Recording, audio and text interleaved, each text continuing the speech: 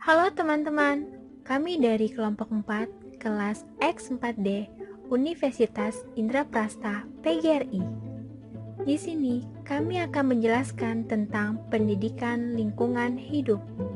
Sebelumnya, saya akan memperkenalkan anggota dari kelompok 4. Ketua kelompok Bayu Andika Rahmasyah, perancang materi Dian Indah Mawarni, Ikramatunisa, Lisa Widyastuti, Safitri. Desain dan editor materi, Nende Muria, dan saya sendiri, Sakina Amalia.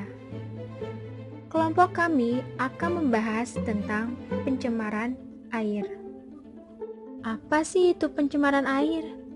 Pencemaran air adalah suatu perubahan keadaan di suatu tempat penampungan air seperti danau, sungai, lautan, dan air tanah akibat aktivitas manusia.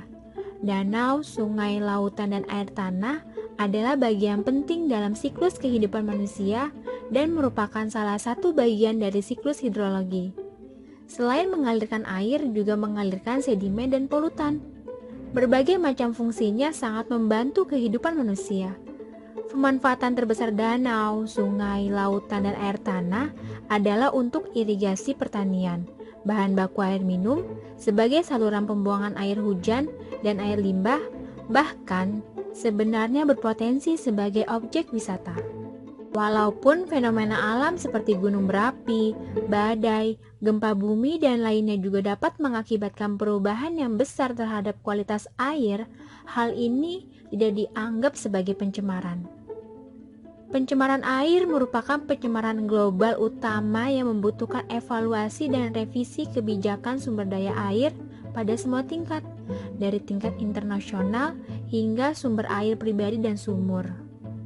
Air biasanya disebut tercemar ketika terganggu oleh kontaminan antropogenik dan ketika tidak bisa mendukung kehidupan makhluk yang hidup di sekitarnya, atau mengalami pergeseran yang ditandai dalam kemampuannya untuk mendukung komunitas penyusun biotik seperti ikan.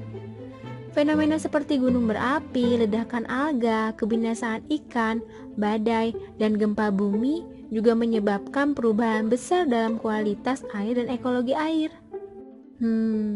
Lalu apa sih sebenarnya penyebab pencemaran air? Pencemaran air dapat disebabkan oleh berbagai hal dan memiliki karakteristik yang berbeda-beda.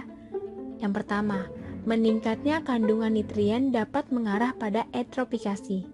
Yang kedua, pencemaran air oleh sampah dan penggunaan deterjen.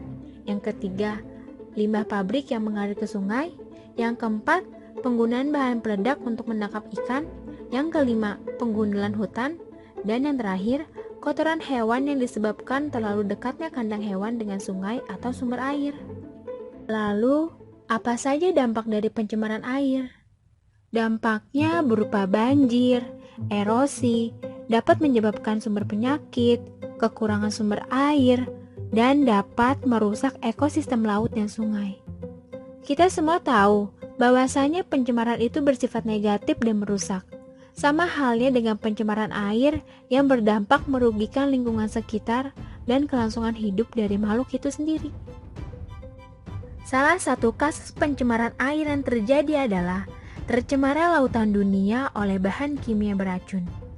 Lembaga International Pollutant Elimination Network atau IPIN dan National Toxic Network atau NTN telah merilis sebuah laporan yang lengkap dan jelas berjudul Panduan Polutan Laut, Ancaman Beracun bagi Manusia dan Kehidupan Laut.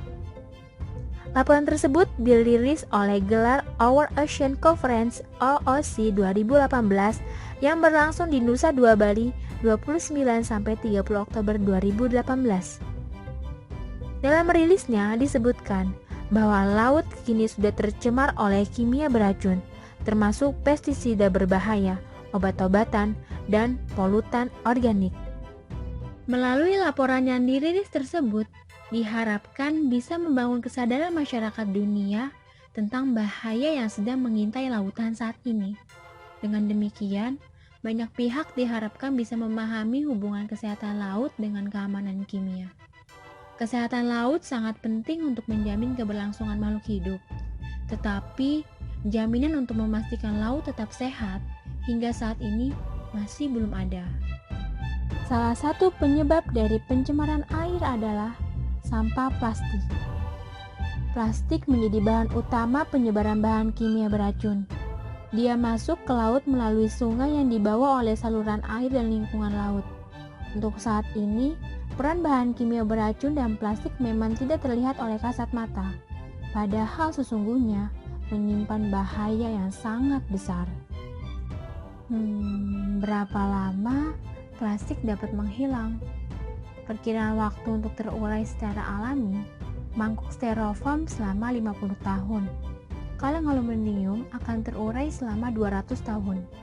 Popok dan botol plastik selama 450 tahun, dan tali pancing akan terurai selama 650 tahun. Menurut data BCC 2016, meningkatnya gelombang plastik salah satu penyebabnya yaitu penggunaan botol plastik. Bayangkan saja, 1 juta dibeli setiap menit atau 20.000 per detik. 480 miliar dijual di tahun 2016. Kurang dari 50% dikumpulkan untuk daur ulang dan 7% dijadikan botol baru. Lalu, bagaimana penanggulangan pencemaran air? Teknologi dapat kita gunakan untuk mengatasi pencemaran air. Instalasi pengolahan limbah yang dioperasikan dan dipelihara dengan baik dapat menghilangkan substansi beracun dari air yang tercemar. Dari segi kebijakan atau peraturan mengenai pencemaran air ini telah ada. Bila kita ingin benar-benar hal tersebut terlaksana, maka penegakan hukumnya harus dilaksanakan pula. Dan pada akhirnya, banyak pilihan baik secara pribadi ataupun sosial kolektif yang harus ditetapkan, secara sadar maupun tidak, yang akan mempengaruhi tingkat pencemaran lebih efektif dan bijaksana.